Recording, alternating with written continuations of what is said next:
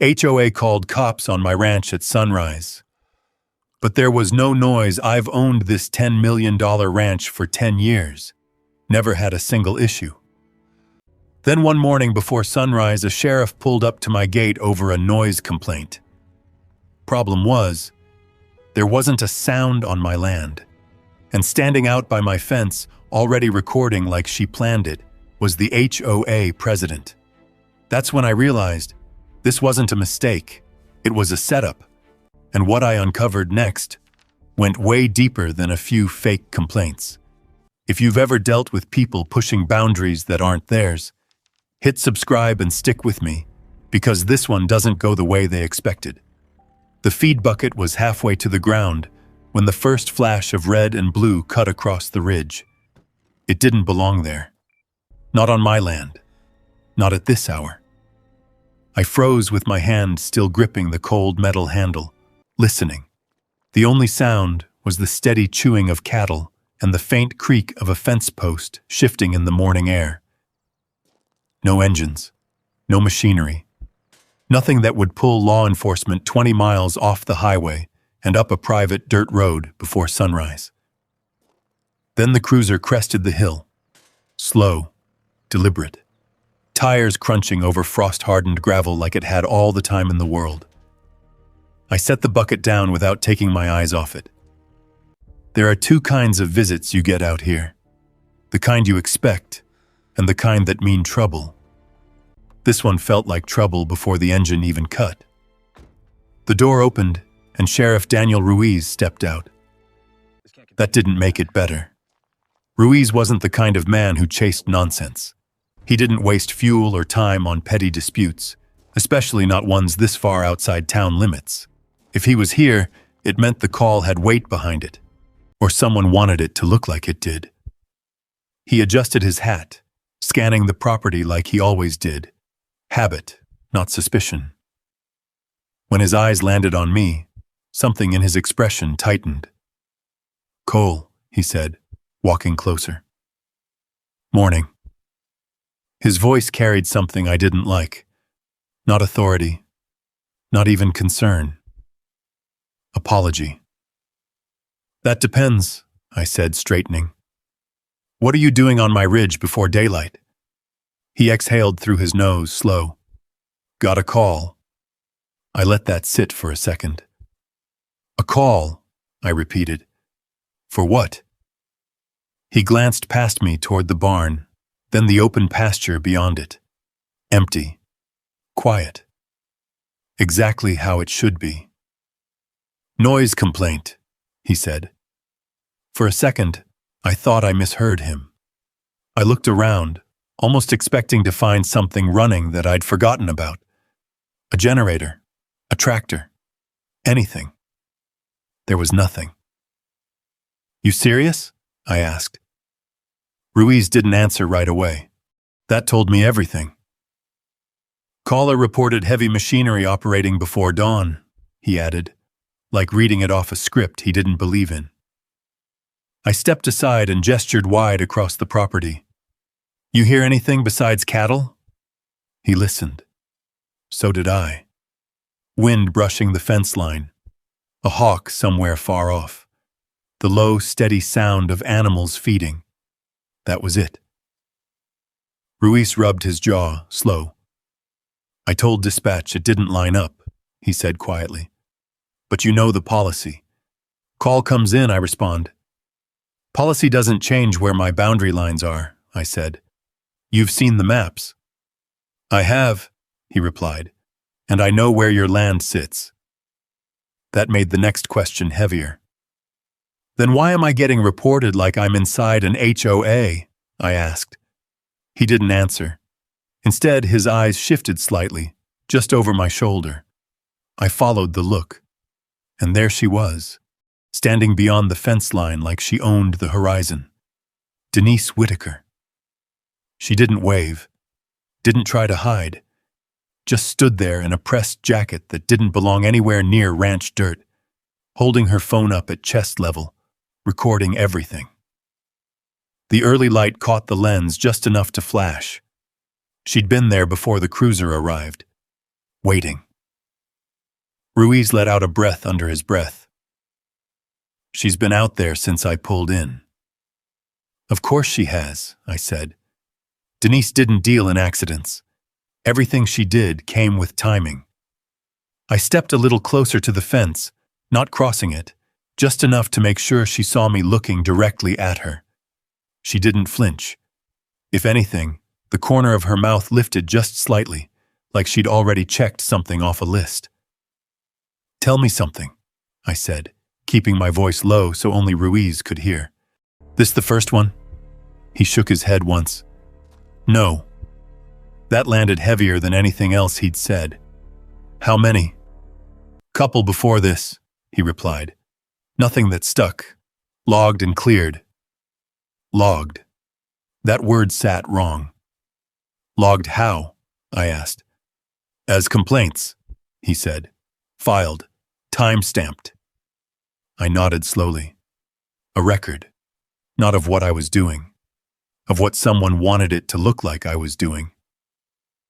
I turned back toward the ranch, scanning it like I hadn't lived on it for the last 10 years. Every fence post, every gate, every stretch of pasture I'd walked 100 times. Nothing had changed. Except now someone was trying to rewrite what it meant.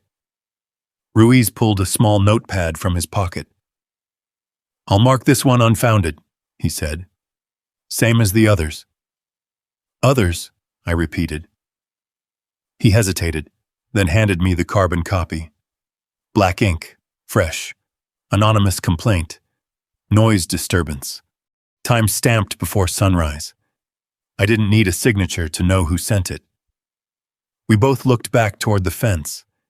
Denise was still there, phone steady, documenting like she was building something piece by piece. Ruiz closed his notebook. Cole, he said quietly, you need to start keeping track of this. Dates, times, everything. I already am, I replied. That wasn't entirely true. Not yet, but it would be. He gave a small nod, like he'd expected that answer anyway. I'll file it, he said. But if they keep calling, I'll keep coming. I don't blame you, I said. You're doing your job. My eyes shifted back to Denise. I'm starting to think she is too. Ruiz followed my gaze again, then shook his head slightly. This isn't normal, he muttered. No, I said. It's not. He tipped his hat and turned back toward the cruiser. The engine started, gravel crunching again as he rolled down the ridge and disappeared behind the bend. The lights faded. The sound of the engine went with it. And just like that, it was quiet again. But it didn't feel the same. I stood there a moment longer, then walked back toward the fence. Denise hadn't moved. She lowered her phone just enough to meet my eyes directly across the boundary line. Neither of us said a word. We didn't need to.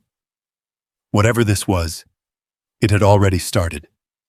And she knew it. I turned away first, not because I was backing down, but because I wasn't going to give her anything she could use. Not a reaction, not a word, not a mistake. I picked up the feed bucket and headed toward the barn, forcing my pace to stay steady, normal. Routine. But inside, something had shifted. This wasn't a mix-up. This wasn't a neighbor complaint gone wrong. This was deliberate. And as I stepped into the shadow of the barn, one thought locked in place harder than anything else. Why was an HOA, one that had no legal authority over my land, sending cops to my gate before sunrise? And more importantly, what were they trying to build against me? That question stayed with me long after the sun came up. By mid-morning, the ranch looked the same as it always had. Gates aligned, fences intact, livestock calm.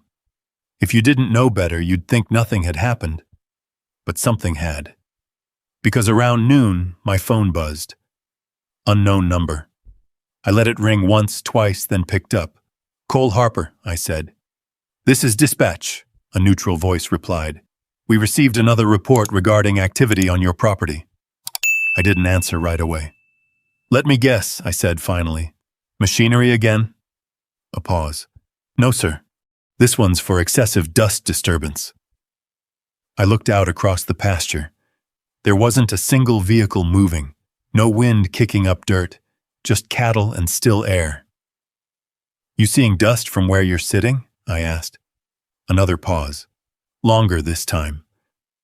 We're required to log the complaint, the voice said carefully. Of course you are, I replied. I ended the call and stood there for a second, letting it settle. That made 2. No, 3. Because the next day, it happened again. This time, it was livestock. Caller reports unsafe animal conditions affecting surrounding properties. I stood in the middle of my field, looking at a herd that had passed every inspection for 10 straight years. Unsafe how? I asked the deputy who showed up.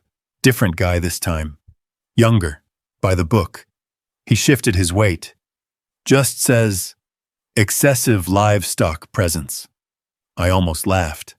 On a ranch, I said. He didn't smile. Just logging it, he muttered. That word again. Logging.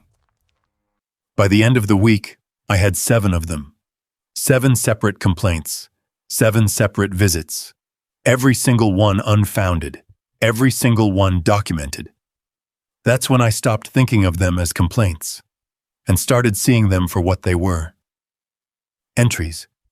Each one another line in a file I hadn't agreed to be part of. I kept every copy, stacked them on the kitchen table in the order they came in.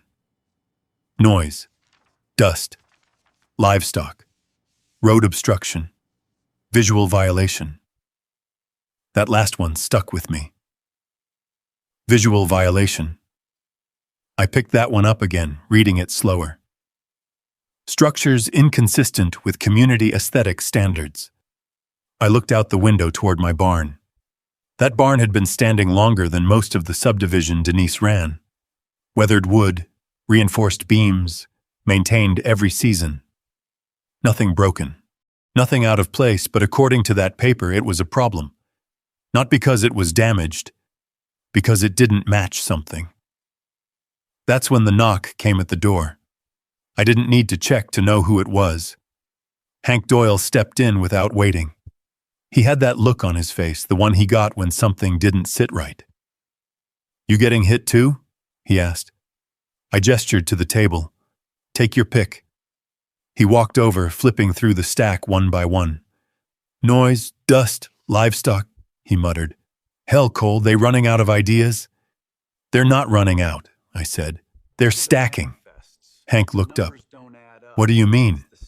I leaned back against the counter. Each one gets logged, time-stamped, filed. Doesn't matter if it's real. His brow tightened. You're saying they're building something? I'm saying this isn't about what I'm doing, I replied. It's about what it looks like on paper. Hank went quiet for a second. Then he nodded slowly. That tracks. I watched him, waiting. They've been asking about you, he added. That got my attention. Who has? HOA board, he said. Saw him twice this week driving the county road. Stopped a couple folks, asking about your land. What kind of questions? Ownership, boundaries, how long you've been out here. He hesitated. Whether anyone's ever disputed your property lines. I felt something tighten in my chest. And what did you tell them? The truth, Hank said.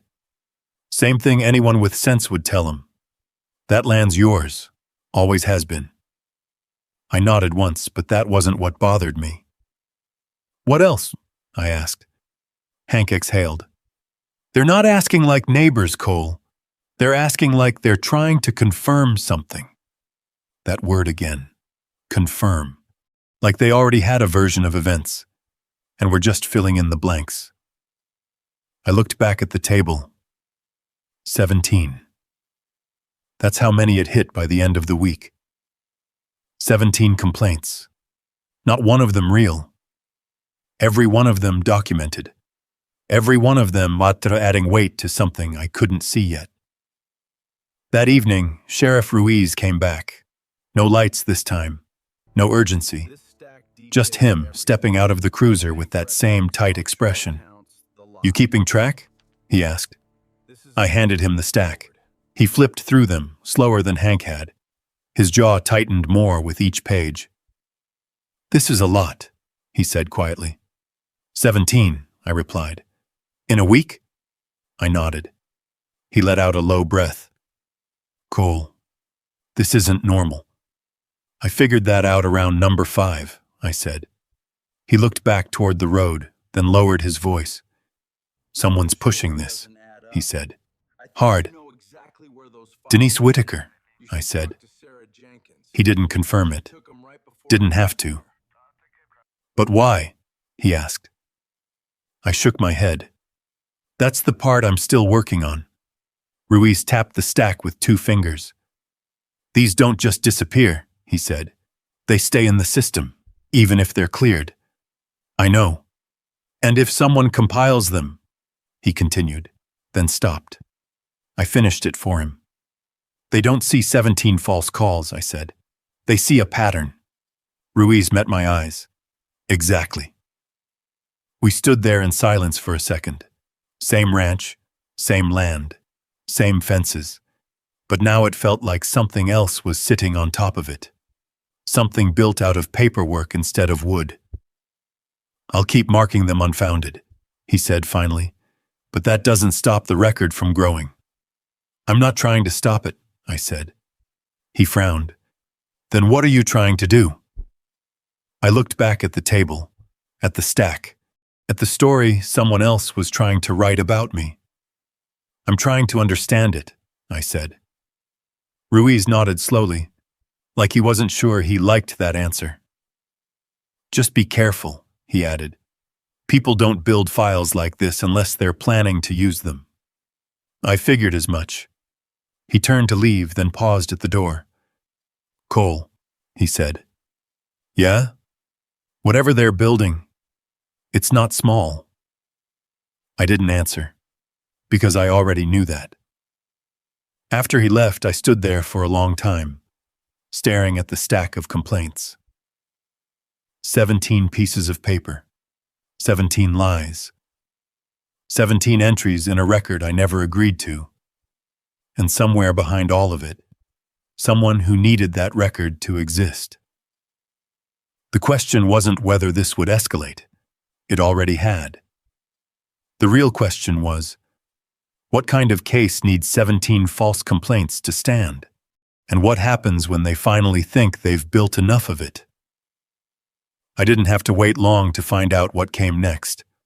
It started at the feed store. Saturday mornings out here run on routine. Same trucks in the lot. Same coffee brewing inside. Same group of ranchers leaning against the counter, arguing about prices and weather like it's part of the job. I walked in like I always did, and the room went quiet. Not instantly, not dramatic. Just one conversation trailing off, then another, until the only sound left was the hum of the refrigerator behind the counter. Pete Lawson looked up first, then Miller, then 2 others near the back wall. No one said anything. No nod. No morning. No nothing. That was new. I grabbed a sack of feed and set it on the counter. "Everything all right?" I asked. The clerk didn't meet my eyes. "Yeah," he said too quickly. "Just busy." Busy. There were 4 people in the store. I paid, took the receipt, and turned to leave. As I passed the group by the coffee machine, I caught part of a sentence. Low, not meant for me, but not exactly hidden either. "Can't keep doing that if he's going to bring that kind of trouble." I stopped, turned just enough to look back. "Something you want to say to me?" I asked. Pete shifted his weight. "Just hearing things, Cole," he said. "That's all." "What things?" He hesitated. That told me he didn't want to answer, but also that he had one. HOA's been talking, he said finally, saying you've been causing issues. I let that sit for a second. I don't live in their HOA, so I said. That's not how they're putting it, Miller added, arms crossed. They're saying your place is affecting property values, that you've had multiple violations. 17 of them, on paper. Violations of what? I asked. Neither of them had an answer. Because there wasn't one. I nodded once, picked up the feed, and walked out. No one stopped me. No one said anything. But the message was clear. The record wasn't just being built in a system anymore. It was being spread.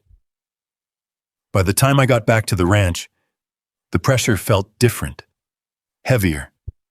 Not because anything had changed on the land, but because people were starting to believe something had. I dropped the feed by the barn and hadn't even made it halfway to the house when I saw the dust trail coming up the road. Another cruiser. This one didn't move slow like Ruiz's had. It came in fast, tires kicking up gravel like it was chasing something. I stayed where I was. The cruiser stopped hard near the gate, and a younger deputy stepped out. Klein, fresh badge, still carried himself like he needed to prove it. "Mr. Harper?" he called. "That's me," I said. He walked up, clipboard already in hand. "We received a report of livestock odor disturbance originating from your property." I stared at him. "You serious?" He shifted slightly. "I'm just here to log the complaint." There it was again. "Step over here," I said. He hesitated. "Just stand right here," I repeated, pointing to the open air between us. He did. I watched him take a breath, then another. "Smell anything?" I asked. He didn't answer. "Anything at all?" I pressed. "No, sir." I nodded. "Then write that down." He scribbled something on the form, not looking up. "Third call this week," he muttered under his breath. I caught it. "Third?" He froze for half a second, then nodded. "All anonymous." Of course they were.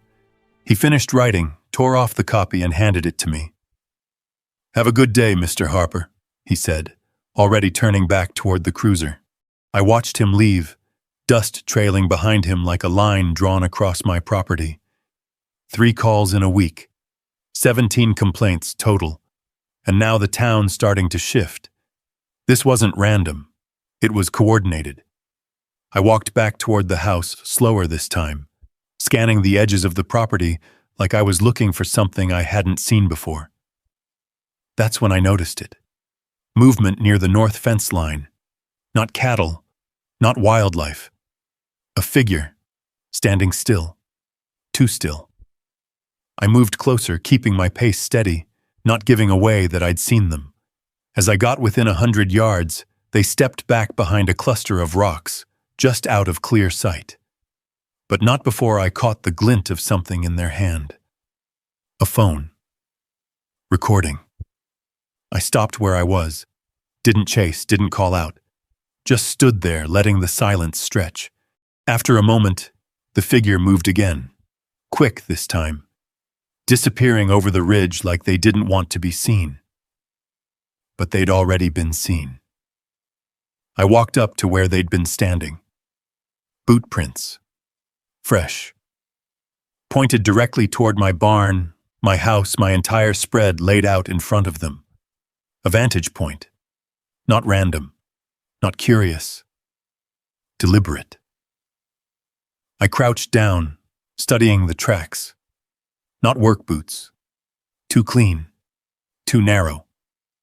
Someone who didn't belong out here. I stood back up slowly, looking out across the land. The same land I'd walked for 10 years. The same land I knew down to the inch. And now someone else was studying it like they had plans for it. That night, the feeling didn't go away. It followed me inside, sat with me at the table, stayed there while I spread the complaints out again, laying them side by side. Noise. Dust, livestock, odor, visual, each one meaningless on its own. Together, they told a story, not a true one, but a convincing one. A problem rancher, a disruptive property, a pattern of issues. I leaned back in the chair, staring at it all. Then my eyes shifted to the window, out past the fence, out toward the ridge. A faint light flickered for a second, gone just as quick. But I knew what it was. A phone screen. Watching. Recording. Waiting. I didn't move. Didn't reach for anything. Just sat there, letting the realizations settle in fully. This wasn't about complaints anymore. It wasn't even about the HOA. This was something bigger, something organized. Someone was building a case against me. And at the same time, they were watching every move I made. The question wasn't whether I was being targeted. That part was clear now. The real question was, who was pulling the strings behind Denise Whitaker? And what exactly were they planning to do with my land once they had enough on paper to justify it? I got part of that answer 2 days later. It came walking straight up my ridge like it owned the place. I was halfway through repairing a loose hinge on the south gate when I saw them crest the rise. 3 figures, moving in a straight line, not wandering, not hesitating, purposeful. Denise Whitaker in front. Behind her, a man I recognized from HOA board meetings, Greg Simmons, clipboard in hand, already writing before he'd even reached the fence, and trailing them, someone I didn't know. That was the one that mattered. He moved different. Eyes scanning the land, not the buildings. Measuring distance without pulling out a tape. The kind of look you only get from someone who's spent time studying terrain, not aesthetics. A surveyor. They didn't stop at the fence. Denise stepped over it like it wasn't there. That's when I stood up. "You're trespassing," I said, loud enough to carry. She didn't break stride. "Mr. Harper," she called back, voice sharp, rehearsed. "We're conducting a compliance inspection." There's no compliance inspection on land you don't control. She finally stopped about 20 feet from me, turning with that same tight smile I'd seen through her phone lens. "Jurisdictional interpretations have been updated," she said. I almost laughed. "By who?" "The HOA board," she replied, like that answered anything. Greg lifted his camera and started taking photos. Gate hinge, fence posts, barn roof in the distance. "Documentation," he muttered. The third man kept walking, right past them, right past me, into my pasture. That's when the line got crossed for real. "Hey," I snapped, stepping into his path. "You stop right there." He paused, looking at me like I was a temporary inconvenience. "Need to verify boundary alignment," he said calmly. "On whose authority?" He didn't answer. Denise did.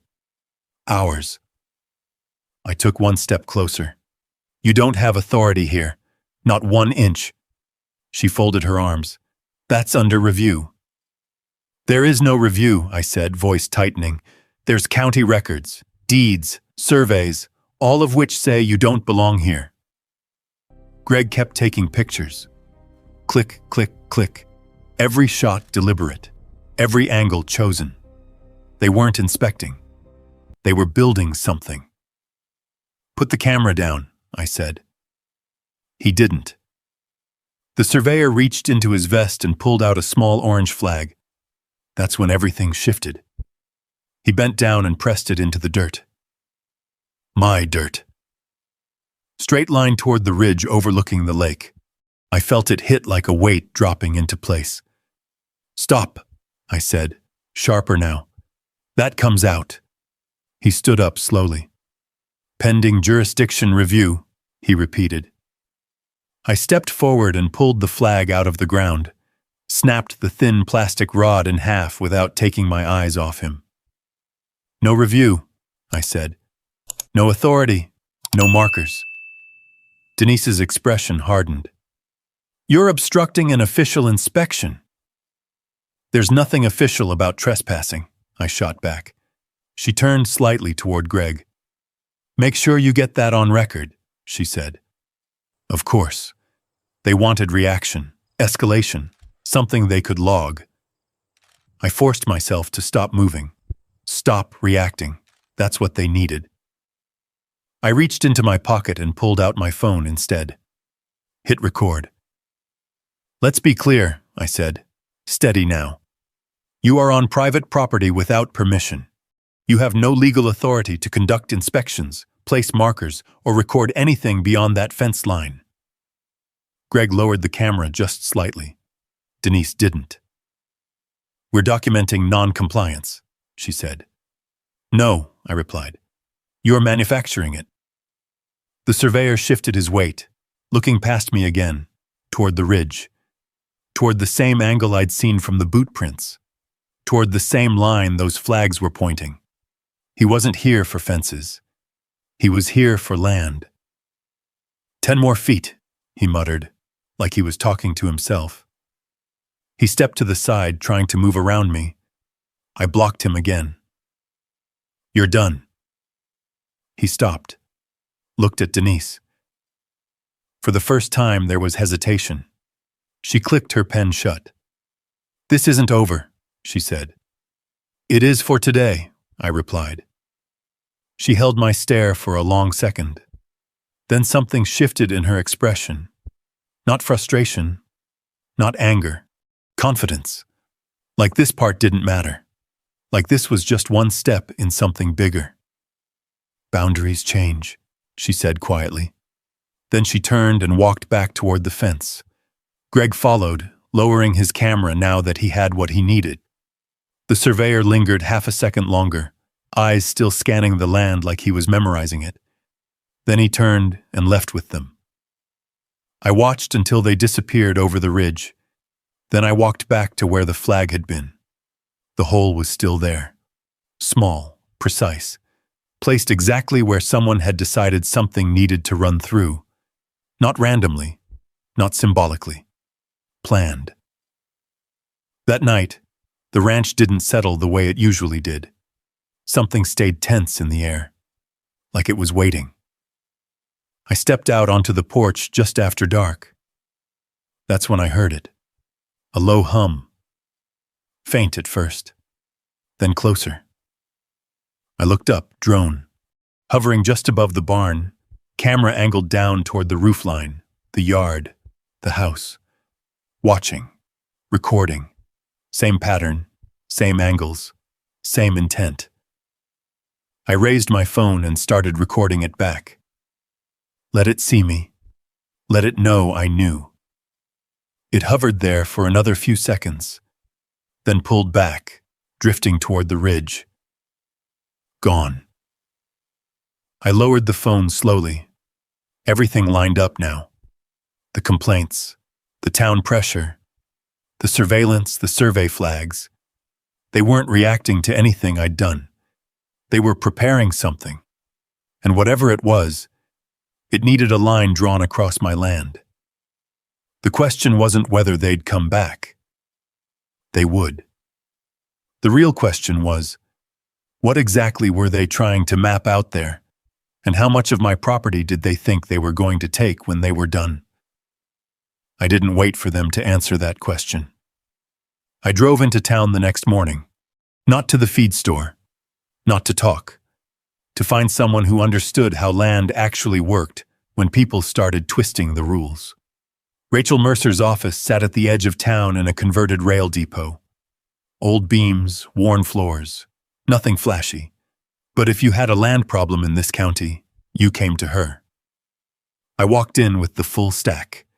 17 complaints, sheriff reports, photos of the survey flags, video of the drone. I set it all down on her desk without saying a word. She didn't ask questions right away. Just started reading, page by page, slow, deliberate. The way someone reads when they're not looking for what's written, but what's behind it. By the time she got halfway through, her expression had changed. Not surprised, focused. "These aren't mistakes," she said finally. I leaned back in the chair. "I figured that out around complaint number 3. She slid one of the reports closer to herself. "Noise, dust, livestock, odor. These are layered complaints," she said. "Different categories, same target. Meaning?" "Meaning whoever's filing them knows exactly what they're doing," she replied. "They're not trying to prove one violation. They're trying to establish a pattern." I nodded once. Sheriff said the same thing. She flipped to the last page. "And patterns justify intervention," she added. There it was, out loud. "They're building a case," I said. "Yes," she replied, "but not the kind you're thinking." That got my attention. "What kind, then?" She leaned back slightly, tapping the pen against the desk. "One that doesn't rely on being right," she said. "Just consistent." I frowned. "Explain that." "If they can show repeated complaints, documented, time-stamped, it creates the appearance of ongoing disruption," she said. "And that opens the door for outside action." "Like what?" "Fines, restrictions, potential claims of nuisance use," she said. "In extreme cases, forced compliance or legal pressure." "On land they don't own?" I asked. She met my eyes. "That's the part that matters." She stood up, walked over to a cabinet, and pulled out a county map, spread it across the desk between us. "Show me exactly where they placed those survey flags," she said. I pointed. "North Ridge, straight line cutting across the pasture, angled toward the lake." Her eyes followed the path, then stopped, stayed there. "That's not random," she said quietly. "No," I replied. "It's not." She grabbed a pencil and traced the line farther, past my land, toward the slope overlooking the water. Then she reached for another file, one already on her desk. Didn't even need to open it fully, just flipped it enough to confirm something. "What is it?" I asked. She didn't answer right away. Instead, she turned the file toward me. "County planning applications. Stamped, denied, multiple entries, different names, same area. My ridge. Every one of them marked with the same note. Access route required through adjacent parcel." I felt it hit before she said it. "They've been trying to build something out there," I said. "Yes," she replied. "And they can't get to it without crossing my land." "Correct." The room went quiet. Not because there wasn't more to say, but because everything lined up too clean. The complaints, the survey flags, the surveillance. "They're not trying to find me," I said slowly. "No," Rachel replied. "They're trying to position you." "For what?" She looked back at the map. "For leverage." I leaned forward, studying the line again. Straight, direct, purposeful. "That's not about my barn," I said. "No. Not about livestock. No. It's about that line." She nodded. "It's about access." I sat back in the chair, letting it settle. 17 complaints. Not random, not emotional, strategic. Each one building towards something they could use. "And if I don't give it to them?" I asked. Rachel closed the file. "Then they keep building pressure until it costs you more to fight than to agree." That was the plan. Not force, not law. Pressure, paper, narrative. I exhaled slowly. "They think I'll fold." She didn't smile. "They think you won't understand what they're doing until it's too late." I looked back at the map one more time, then at the stack of complaints, then at her. "What do I do?" I asked. She didn't hesitate. "Start documenting everything," she said. "Every call, every visit, every piece of paper, every second that drone is in your airspace." "I've got some of it already," Good, she replied. Now turn it into a record they can't twist. And the survey flags? Her expression hardened slightly. That's trespass, she said. And if we can prove intent tied to development… She didn't finish the sentence. Didn't need to. I stood up. So this isn't just HOA nonsense. No, she said. This is land. That word landed heavier than anything else so far. Land meant value. Land meant leverage. Land meant someone bigger than Denise Whitaker. I gathered the papers, stacked them tighter this time, more organized, more intentional. As I turned to leave, Rachel spoke again. Cole. I stopped. They won't stop, she said. Not now. Not if they're this far in. I figured. They'll escalate, she added. More complaints, more pressure, maybe even legal filings. I nodded once. Then I'll be ready. She studied me for a second, then gave a small, approving nod. Good, she said, because now we know what they're after. I stepped outside into the daylight. The weight of it all settled into something clearer. Not confusion anymore. Not even suspicion. Clarity. They didn't want my ranch. They wanted what ran through it. And if they were willing to push this hard just to map it, then whatever they were planning to build out there was worth a lot more than 17 fake complaints. I didn't drive straight back to the ranch. I went to the county records office first. Low building, fluorescent lights. Rows of terminals no one paid much attention to unless they had a reason. I had one now. I pulled up every development application filed within 10 miles of my ridge over the last 3 years. Most of it was noise. Withdrawn proposals, denied zoning changes, half-finished filings that never made it past review. But then I found the cluster. 3 applications, different names, different companies, same coordinates, same note attached to all of them. Project viability contingent upon securing northern access route. Northern. I didn't need a map to know what that meant. My land. I opened the first file. Luxury lakeside development. Multi-phase. High-end residential. Projected value sat in the margin. 8 figures. I leaned back in the chair, letting that number settle. This wasn't about improving a neighborhood. This wasn't about HOA standards. This was about money. A lot of it. And the only thing standing between them and that money was a strip of land running straight through my ranch. I pulled up the second application, more detailed. Engineering notes, terrain analysis, cost projections. There it was again, highlighted. Primary access route optimal through Carter parcel. Carter parcel. They weren't even hiding it in their internal drafts. They just didn't expect me to ever see it. I printed everything, every page, every note, stacked it into a folder, and walked out. By the time I got back to the ranch, Hank was already there, leaning against his truck, arms crossed, watching the ridge like he was waiting for something. You find anything? He asked. I handed him the folder. He flipped through it, slower than usual, then stopped. Access route, he read under his breath. Through your place. Only viable path, I said. He let out a low whistle. That's why they're pushing. That's why they're not stopping, I corrected. Hank looked back toward the north pasture. They've been meeting again, he said. Who?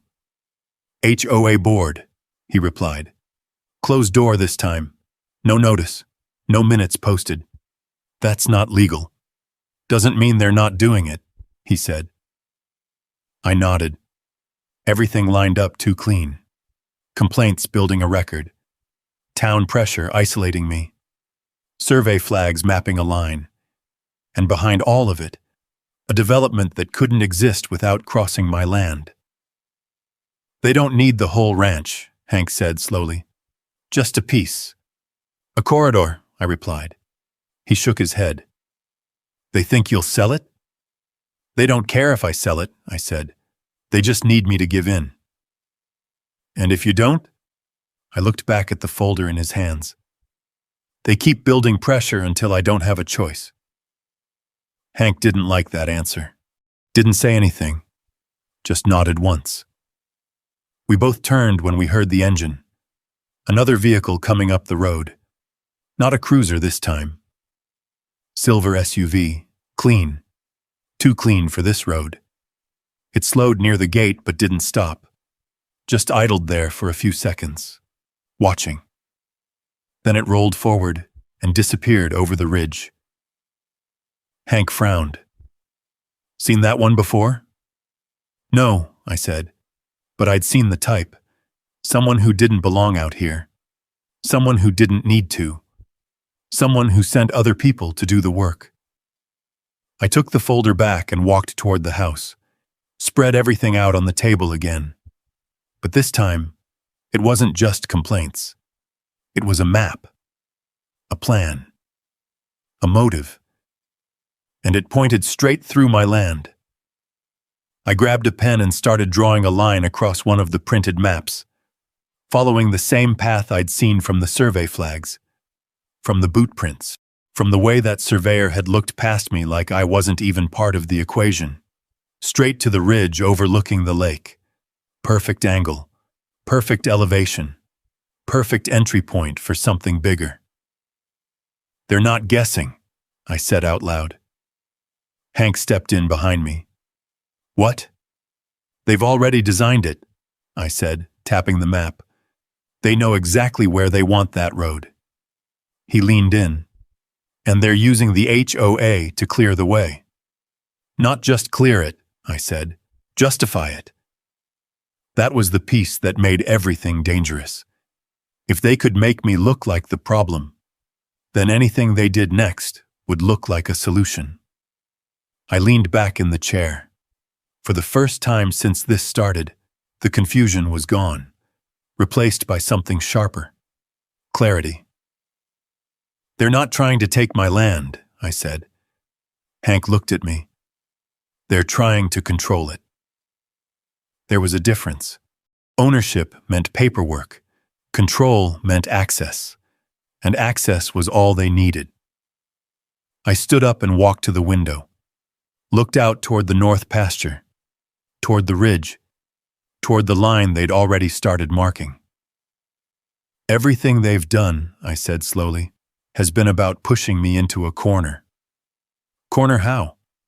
Make me look like a nuisance, I replied. Make the town turn. Make the record thick enough that when they go to the county, they've got leverage, Hank finished. I nodded. And if that doesn't work? I looked back at the stack of complaints, then at the map, then out at the land. They'll try something bigger. Hank didn't ask what. He already knew, because we were both looking at the same thing now. Not an HOA dispute, not neighbor complaints, a coordinated push, with money behind it, with planning behind it, with someone higher up than Denise Whitaker calling the shots. I picked up the folder again, flipped to the last page, and there it was. Small note at the bottom of the application. Easy to miss. Consulting partner, V. Langford Development Group. I stared at it for a second, then longer. Hank leaned in. What is it? I tapped the name. That, I said, is who's pulling the strings. Langford? He asked. Never heard of him. I have, I replied quietly. Not personally, but enough. Enough to know what kind of projects he ran. Enough to know he didn't fail twice and walk away. He just found another way in. And this time, that way ran straight through my land. I closed the folder slowly. They're not done, I said. Hank shook his head. No, he agreed. They're just getting started. I looked back out at the ridge one more time. The line was already there. Marked, planned, waiting. And now I knew exactly what they were after. The only question left was, how far were they willing to go to get it? I didn't have to wait long for the answer. It came in the form of an envelope. No return address. No stamp. Just tucked under the edge of my front door, like someone didn't want to be seen delivering it. I picked it up slow. Weight felt wrong for just paper. Inside were printed pages, emails. At first glance, they looked ordinary. Standard back and forth. Subject lines. Timestamps. Then I saw the names. Denise Whitaker, and someone listed only as V. Langford. My grip tightened. I moved to the table, spread them out under the light. Read the first one. Carter remains uncooperative. Complaints continue to build, but we need stronger optics before the next phase. Second email. Increase reporting frequency. Law enforcement logs are working. Community sentiment shifting. Third. That one hit harder. If voluntary sale fails, proceed with nuisance documentation strategy. Enough pattern should justify easement petition. I stopped reading for a second. Not because I didn't understand it. Because I did. Too clearly. They weren't just pushing me. They were planning to take what they couldn't get willingly. I flipped to the next page. Attachment. Contract draft. Denise Whitaker's name printed at the bottom. Community integration consultant. Compensation clause highlighted.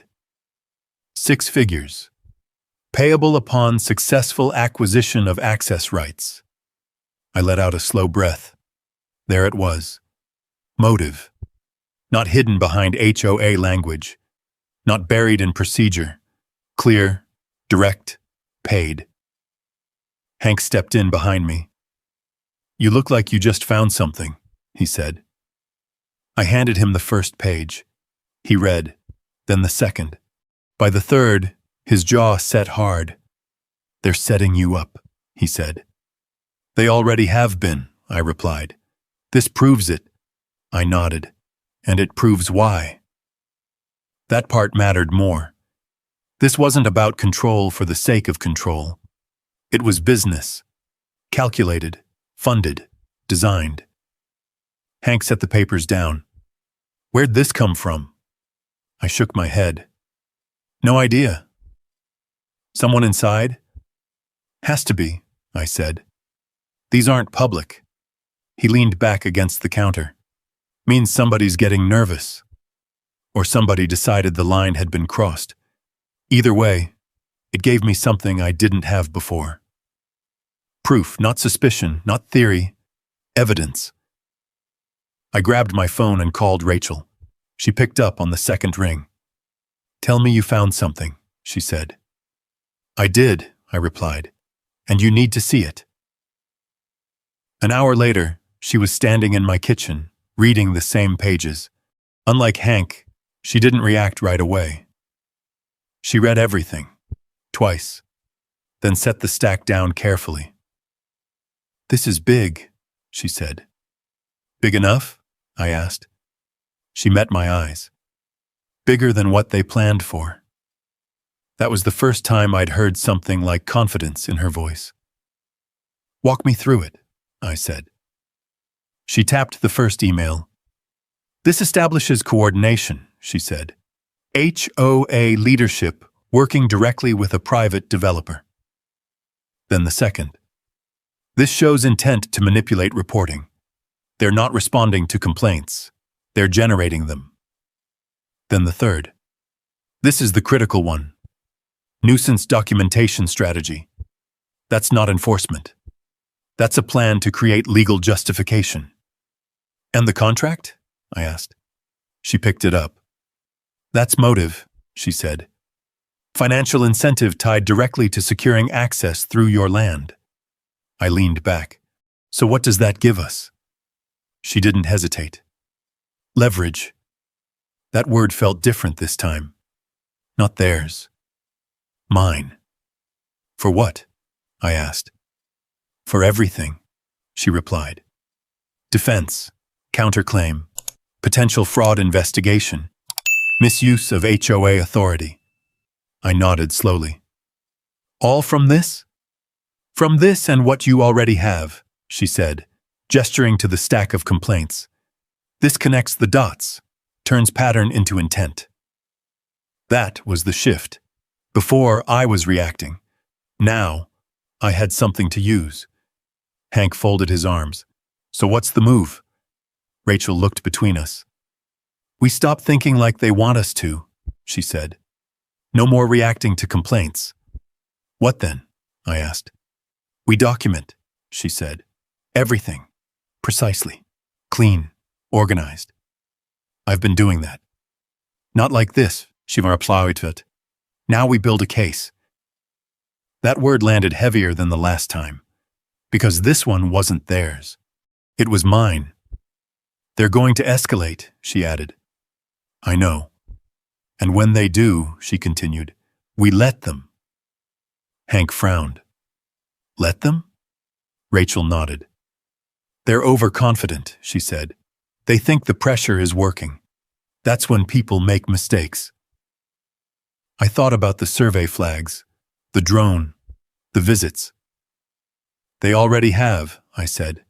She gave a small, sharp smile. Exactly. I gathered the emails back into a stack.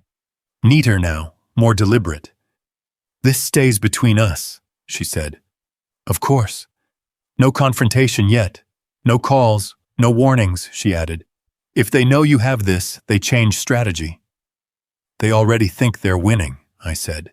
Then we let them keep thinking that, she replied. That was the part that didn't come naturally. Standing still while someone pushed, letting them believe it worked. But I understood it, because now I knew what they were building. And more importantly, I knew how they planned to use it. That night, I stepped outside again. Same ridge, same silence. But it felt different. Not because the pressure was gone, because it wasn't. Because now, I understood it. The drone didn't show up. The road stayed empty. But that didn't mean anything had stopped. It meant something else. They were getting ready. And so was I. I looked out toward the north pasture, toward the line they wanted, toward the future they'd already planned without me in it. Then I turned back toward the house, toward the table, toward the evidence. For the first time since this started, the balance had shifted. Not publicly, not visibly, but enough. They thought they were building a case against me. They had no idea. They'd just handed me one against them. And the next move wouldn't be theirs. It would be mine. The first thing I did was stop reacting. No more stepping into arguments. No more warning them off. No more giving Denise Whitaker anything she could twist into another line on paper. If they wanted a story, I wasn't going to help them write it. I turned everything into documentation. Every complaint got logged on my end. Date, time, deputy name, exact wording. Every visit, recorded. Every drone pass, filmed from the ground, with timestamp and direction of travel. I walked my fence lines with a camera instead of tools. Not because anything was broken, because I needed proof it wasn't. Hank helped. We went out to the north pasture first, where the surveyor had planted that first flag. By then, it wasn't just one. There were 8, bright orange, spaced evenly, running in a straight line across my land, like someone had already drawn the road they wanted and just needed to make it official. Those weren't there yesterday, Hank said. No, I replied. They're getting bold. I took photos of each one, close range, wide angles. GPS coordinates pulled straight from my phone. Rachel had been clear. If we were going to counter this, every detail mattered. We followed the line all the way to the ridge. Same endpoint, same overlook, same place the surveyor had been staring at like he could already see something built there. Road would run clean through here, Hank muttered. Straight to the lake, I added. He shook his head. They're not even hiding it anymore. No, they weren't. That was the shift. Before, everything had been indirect. Complaints, pressure, isolation. Now, they were marking the land, like they expected it to be theirs.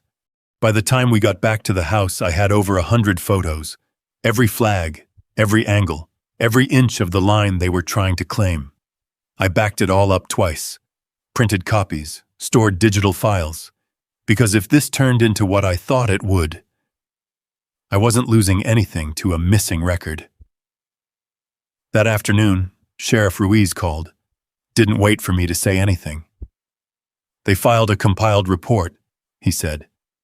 That got my attention. Compiled how? 4 separate categories, he replied. Noise, livestock, obstruction, and structural violations, all combined into one summary. I leaned against the counter. That's not normal. No, he said. It's not. What does it do? He hesitated. Creates a stronger case, he said. Courts don't look at isolated complaints. They look at patterns. This looks like one. There it was. Exactly what Rachel had warned about. They're trying to justify something, I said. Yeah, Ruiz replied quietly. And whatever it is, they're getting close. I didn't respond right away, because I knew he was right. The flags, the escalation, the compiled report. They were moving faster now. Anything else? I asked. He lowered his voice slightly. Cole, off the record? Yeah. This doesn't feel like HOA enforcement anymore, he said. Feels like someone's pushing them. I glanced at the folder on the table. They are, I said. Then be ready, he added. Because when people start stacking reports like this, the next step isn't a complaint. What is it? I asked. Action. The line went quiet after that. I hung up and stared at the wall for a second. Action. That meant they weren't just building something on paper anymore. They were about to use it.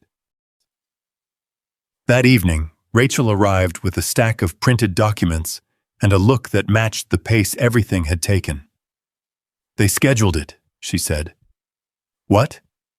Emergency HOA meeting, she replied. Agenda includes community compliance restructuring. I didn't like the sound of that. What does that mean in plain English? She set the papers down. It means they're going to try to change the rules. To what? To make you non-compliant, she said. Hank leaned forward. How? Rachel flipped to a highlighted section. Livestock restrictions near residential zones. Structural requirements for barns and fencing. Noise limitations that apply to equipment use. I scanned the list. Every single one of those rules would hit my ranch. Hard. They're rewriting the boundaries, I said. Not legally, Rachel replied. But they're trying to create the appearance that they can. And once that's on record, they argue you're violating updated standards, she said. Then escalate. To what? She looked at me directly. Legal pressure, potential forced easement arguments, maybe even attempts to restrict your land use. There it was. The end game. Not ownership, control, through the system, through the exact pattern they'd been building from day one. I nodded slowly. Then we meet them there. Hank frowned. You're going to that meeting? I am, I said. Rachel didn't object. Good. Then we prepare, she said. That night, the barn turned into something else. Not a workspace, not storage, a war room. We set up a folding table under the overhead lights, spread everything out. Complaints, sheriff reports, photos of the flags, drone footage, county records, development applications, and the emails. Those sat in the center, because they tied everything together. Rachel organized it all into sections. Timeline, she said, placing one stack. Evidence of trespass, placing another. Proof of intent. That one got the emails. Hank stepped back, looking at the board we'd built. Feels like court, he muttered. Not yet, Rachel said. But close, I added. We worked for hours, matching dates, aligning complaints with survey activity, linking drone footage to specific incidents, every piece locking into place, every lie they'd built, turning into something we could prove. By the time we finished, the barn didn't look like a ranch building anymore. It looked like a case file. And for the first time since this started, I wasn't reacting to what they were doing. I was ready for what came next. Because the meeting they'd scheduled wasn't just their move, it was their mistake. And when they walked into that room thinking they had control, they were going to find out exactly what happens when the man they tried to bury in paperwork walks in with the truth. The community hall was already full when I got there. Every chair taken, people standing along the walls, voices low, tense like something was about to snap, but nobody knew which direction it would break. They came expecting a meeting. They got something else. Rachel walked in beside me, calm as ever. Hank followed with 2 boxes of binders, setting them down near the front like they weighed more than paper. Sheriff Ruiz stood off to the side. Not in uniform, but his badge was visible enough to remind anyone paying attention that this wasn't just HOA business anymore. At the front of the room, Denise Whitaker stood behind a folding table, posture straight, expression controlled. She looked ready, confident, like everything had gone exactly the way she planned. "Order," she said, tapping a small gavel against the table. "Let's begin." A projector flickered on behind her. First slide. Community Standards Modernization. Second slide. A map. Expanded boundaries. My land included. I didn't react. Didn't move. Didn't give her what she wanted. She clicked again. Effective immediately upon approval, updated bylaws will include livestock restrictions, fence height limits, noise control ordinances, every rule designed to do one thing, make my ranch illegal without ever saying the word. I heard the murmurs start behind me. Confusion at first, then unease. Denise raised her voice slightly, steadying the room. "These updates are necessary to protect property values and maintain community integrity," she said. Integrity. That word almost made me smile. She clicked again. Failure to comply will result in fines, enforcement actions, and potential legal remedies. There it was. The trap. Wrapped clean in policy language. Delivered like it was routine. She looked straight at me, waiting, expecting me to push back, to argue, to lose control in front of everyone. I didn't. I waited. Let her finish. Let her build it all the way to the edge. Then I stepped forward. "Before anyone votes," I said, voice steady, cutting through the room just enough, "there's something you should see." Denise didn't like that. "This meeting isn't—" "It is," I said, not raising my voice, just firm enough to stop her. "If you're going to change rules that affect land outside your authority, people deserve the full picture." That word again. Authority. It landed differently now. The room shifted. People leaned forward. Curiosity replacing hesitation. Rachel nodded once. Hank slid the first box forward. I opened the top binder and turned it toward the projector. First image. County map. Original boundaries. Clear. Undisputed. No HOA jurisdiction touching my land. A murmur rolled through the room. I flipped to the next page. Survey flag photos, coordinates, time-stamped, placed deep inside my property. "Those markers weren't placed during any legal survey," I said. "They were placed without permission." Denise stepped forward. "That's not—" I clicked again. Emails, projected large, clear enough for everyone to read. Increase reporting frequency. Law enforcement logs are working. Silence hit the room like a wall. I didn't stop. Next email. If voluntary sale fails, proceed with nuisance documentation strategy. Someone in the back whispered, "That's not enforcement." "No," I said. "It's planning." Denise's face changed. Not panic. Not yet. But the confidence was gone, replaced by calculation. I flipped to the contract. Highlighted section. Her name. Her signature. Payment tied to acquisition of access rights. "That's you," someone said from the side. She didn't answer. Couldn't. Because there it was. Not interpretation. Not accusation. Proof. "This isn't about compliance," I said. "It's about access, through my land, for a development that's already been planned." I clicked again. Development application. Highlighted route. Straight through my ranch. Straight to the lake. The room erupted. Not loud. Not chaotic. But sharp. Voices overlapping. Questions firing. People realizing all at once what they'd been pulled into. "You used us," someone said. "You lied about the violations," another added. Denise tried to speak. "This is being taken out of context."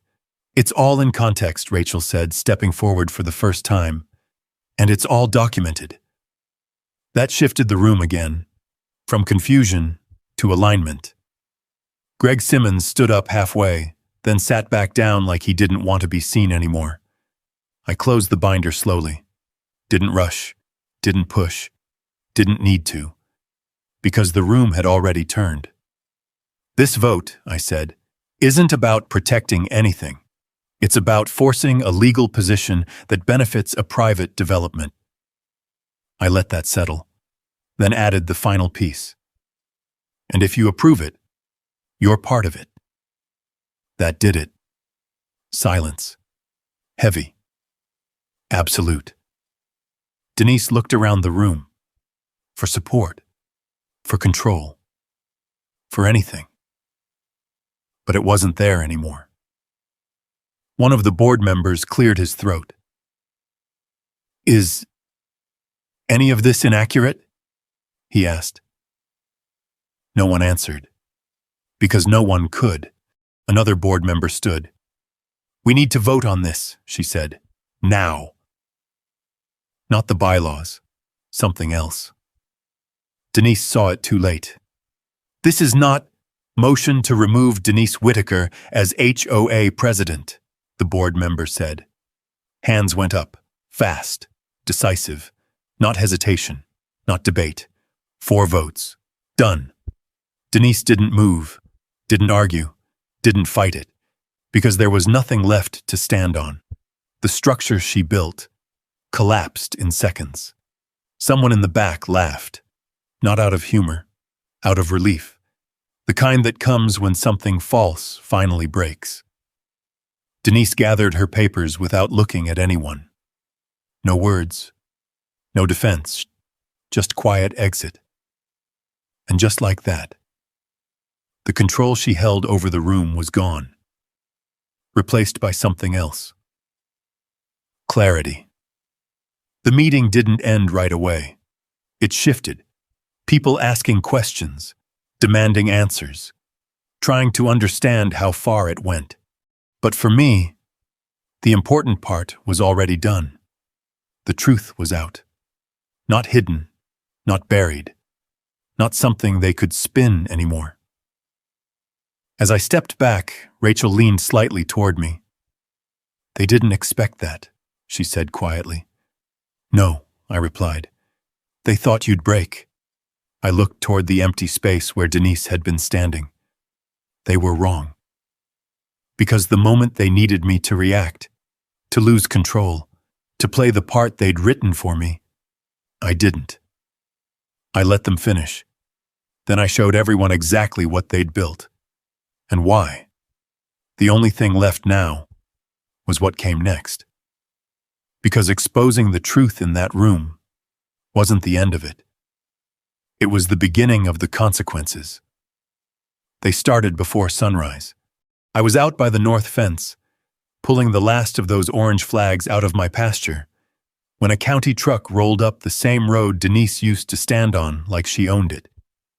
Different vehicle, different tone. No hesitation this time. It stopped clean at the gate, and a woman stepped out, clipboard in hand, county seal on her jacket. "Cole Harper?" she called. "That's me," I said. She walked up steady, eyes scanning the land the same way the surveyor had, but with one key difference. She wasn't imagining something new. She was verifying what already existed. "I'm Laura Gaines," she said, "County Land Use Inspector." I nodded once. "Figured you might be coming." She gave a small, knowing look. "We received multiple reports last night," she said, "along with a full evidence packet from your attorney." Rachel didn't waste time. "Thought she might," I said. Laura flipped open her clipboard. "Let me be clear," she continued. "We're opening a formal investigation into the Heritage Ridge HOA, its board members, and any external parties connected to this development attempt." External parties. That meant Langford. Good. She turned slightly, looking out toward the ridge. "Your property," she said, "is and always has been completely outside HOA jurisdiction." I let that settle for a second. "Appreciate hearing that on record," I said. "It is now," she replied, marking something down. She pulled a document from her folder and handed it to me. "Notice of invalidation," she said. "All HOA claims against your property are officially void." Just like that. 17 complaints, weeks of pressure, all erased in a single page. But that wasn't the part that mattered most. "What about them?" I asked. She didn't hesitate. "Multiple violations," she said. "Unauthorized land surveying, falsified jurisdiction maps, coordinated misuse of emergency services, potential fraud tied to financial incentives." I nodded slowly. "And the developer?" She closed the folder. "Already under review," she said. "Your documentation gave us more than enough to proceed." That was the shift. Not just clearing my name, holding them accountable. By noon, the fallout hit the community. Word spread faster than anything Denise ever pushed. The meeting, the emails, the contract. People who had avoided me at the feed store were now calling Hank, asking what really happened. Others showed up at my gate, not to accuse but to ask questions, trying to understand how they got pulled into something they never agreed to. The HOA board dissolved itself that afternoon. Temporary, they said. Reorganization. Rebuilding trust. But the truth was simpler. Without Denise, without the narrative she built, they had nothing left to stand on. Rachel arrived just after that. No rush this time, no tension. Just a thick envelope in her hand and something close to satisfaction in her expression. "Settlement notice," she said, handing it over. I opened it, read it once, then again. Compensation. Full coverage of legal costs, land assessments, and damages tied to the false complaints and enforcement attempts. I looked up. "They're paying." "They don't have much choice this sound," she said. "County pressure, potential charges, civil exposure. This is the cleanest way out for them." "For now," I said. She nodded. "For now." There would be more. Investigations, possible charges. Langford wouldn't walk away clean from something like this. People like him never expected to get caught this early. And Denise, she'd face it too. Not as HOA president, as someone who crossed a line for a paycheck. That evening, Sheriff Ruiz pulled up again. No lights, no urgency. Just him. Same as the first time. but everything else was different. "Looks quieter," he said, stepping out. "It is, I replied. He leaned against the fence, looking out across the pasture. "Heard about the meeting," he said. "Hard not to." He nodded once. "You handled it right." "Didn't feel like it at the time." "It never does," he said. "But you kept it clean. Evidence, facts, no escalation." I glanced toward the ridge. "That's what they weren't expecting." "No," he agreed. "They were betting on you reacting." I let out a slow breath. "They needed me to." He tipped his hat slightly. "People like that always do." We stood there for a moment. No pressure. No tension. Just quiet. The way it used to be. "You know, they asked me something today," he added. "What's that?" "If I'd step in to oversee the HOA transition. Keep things straight until they rebuild." "You going to?" He shrugged. "Someone has to make sure this doesn't happen again." I nodded. "Good." Because that was the part that mattered beyond my land. Making sure this didn't repeat. Not here. Not for someone else. He pushed off the fence. "You need anything, you call," he said. "I will." He paused at the cruiser. "Cole?" "Yeah?" Most people would have folded. I thought about that. All of it. The pressure. The isolation. The way they built it piece by piece. "They counted on that," I said. He gave a small nod. "Yeah," he replied. "They did." Then he left. No lights this time. Just dust trailing behind him as he disappeared down the road. The ranch settled after that. Not all at once, but steady. No more drones. No more flags. No more cruisers pulling up on false calls. Just land. The way it was supposed to be. I walked out to the north ridge as the sun dropped low. Same line they wanted. Same view they planned around. Only difference now. It was still mine. Untouched. Unchanged. I leaned against the fence and let the silence sit. Not empty. Earned. Because that's the part people don't understand about land. It's not just something you own. It's something you defend. From pressure. From lies. From people who think paperwork can replace truth. They tried all of it. And they failed. Not because I fought harder. Because I didn't fight the way they expected.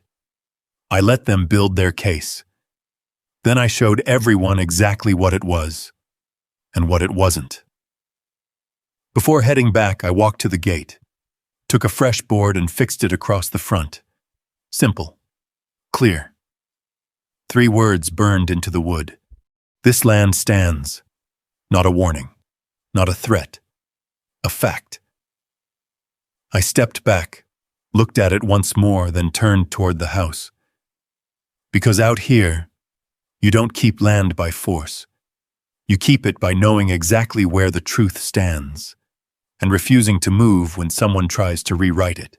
What's allowed out there is simple, but it isn't easy. The truth doesn't always protect you right away. Sometimes it gets buried under noise, paperwork, and people who are louder than they are right. But if you stay steady, if you take the time to document, to understand, and to stand your ground without losing yourself in the fight, eventually the truth has a way of humbling. Out there, land isn't just dirt and fences. It's time, memory, and responsibility. And when you carry that, you learn that strength isn't about pushing back harder. It's about staying rooted when everything around you tries to shift. If you ever deal with something like this, pressure, false claims, or someone trying to move you off what's yours, drop a simple justice in the comments. I'd like to hear how you handle it. Or if you're still standing in it. And if stories like this means something to you, real situation, real people, and the quiet kind of strength it takes to get through them, go ahead and subscribe. There's more out there, and we're just getting started.